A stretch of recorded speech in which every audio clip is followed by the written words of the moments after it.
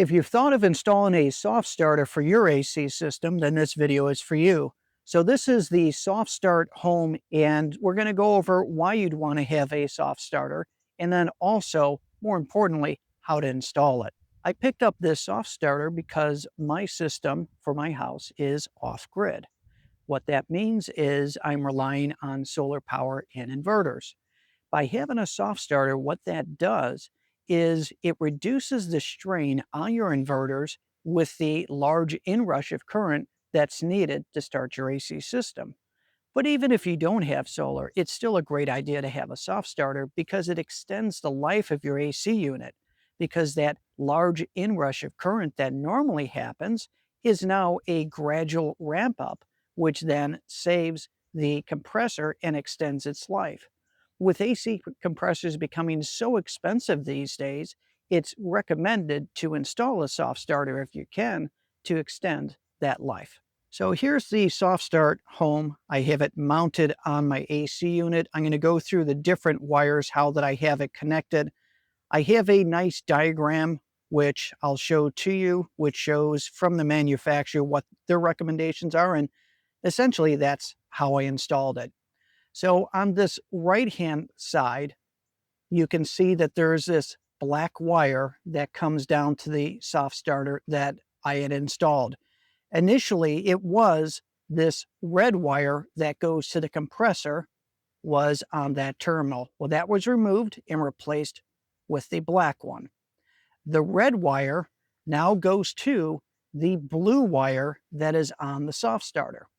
So that essentially connects from the black wire into the soft starter, then out the blue and connecting to the red going into your compressor.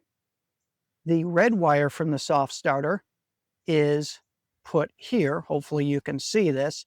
And that is where the black wire used to go, which would be this compressor wire here. That was initially on this left side, where now this red wire from the soft starter is. The yellow wire connects to your capacitor. And if you look on the top of your capacitor, it is going to say Herm. Hopefully you can see that right there. The brown wire that is coming from your soft starter connects to the black wire that was initially on this block. For your unit, it may be a little bit different than mine, so definitely reference the diagram, and if you have any questions, reach out to the manufacturer. But once again, here's how I have it mounted, and here's all my connections. One thing to note, it does come with heat shrink tubing. I replaced it with these longer pieces that I picked up in a heat shrink tubing kit purchased from Harbor Freight. That covers it quite a bit better than the smaller ones that come in the kit.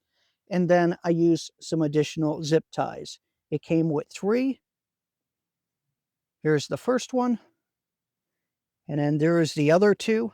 I added a third to hold this wiring in, and then a 4th underneath here that holds these wires away from this edge.